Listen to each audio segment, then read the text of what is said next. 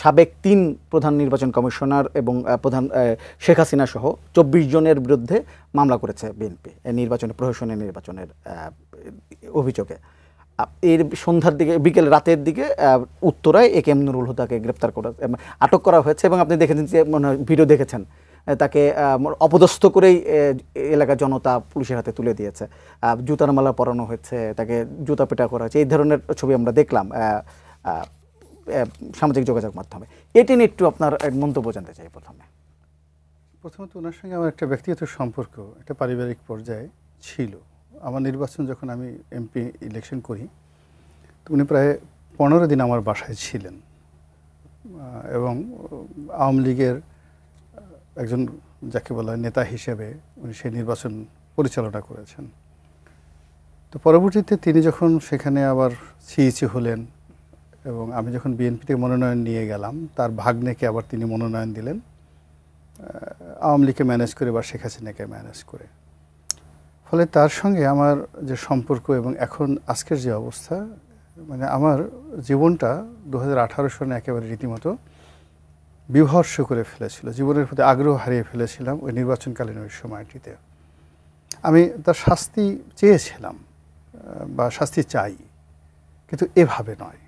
আজকে যে ঘটনাটা ঘটেছে ঠিক এভাবে নয়।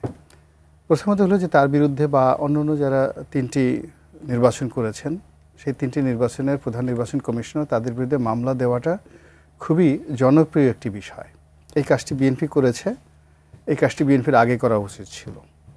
আবার তাকে নিরাপত্তা হেফাজতে নেওয়া হয়েছে, গ্রেপ্তার করা হয়েছে, এই কাজটিও সরকার আরও কৌশলে করতে পারত। কিন্তু তিনি একজন সাবেক সচিব, সাবেক প্রধান নির্বাচন কমিশনার, তো তাকে যেভাবে মব সন্ত্রাস করা হয়েছে তাকে আটক করার আগে, এটা আমি কোনো অবস্থাতেই সমর্থন করি না, কোনো অবস্থাতেই সমর্থন করি না। এই কারণ হলো এখন যারা ক্ষমতায় আছেন প্রধান নির্বাচন কমিশনার তাদের জন্য একটা ব্যাড সিগন্যাল, আচ্ছা, এবং আগামীতে যারা আসবেন তাদের জন্য একটা ব্যাড সিগন্যাল। মূল ব্যাপার হলো যে অন্যায় করবে, গ্রেপ্তার হবে, সাজা পাবে, এমনকি ফাঁসি হবে, এসবই ঠিক আছে। কিন্তু একজন মানুষ এখন তাকে ধরে গলায় জুতার মালা পরাতে হবে, তার মুখে গালে মুখে জুতো মারতে হবে, মানে আসলে এই জিনিসটা আমি এই পর্যায়ে আমার যে চিন্তা চেতনা ওইটা নিতে পারি না, আমি ওই দৃশ্যগুলো কল্পনাই করতে পারি না। ফলে এই জিনিসটা আমি সরকারের দৃষ্টি আকর্ষণ করব যে এই বিষয়গুলোটা নিয়ে তদন্ত হওয়া উচিত। সে এখানে যেখানে সরকার মব সন্ত্রাসের ব্যাপারে খুবই যাকে বলা হয় কঠোর, তারা জিরো টলারেন্সে চলে আসছে এবং এই সরকারের যত বদনাম আছে, দুর্নাম আছে, তার মধ্যে 1 নম্বর হলো মব সন্ত্রাস, 2 নম্বর হলো আইন শৃঙ্খলার অবনতি।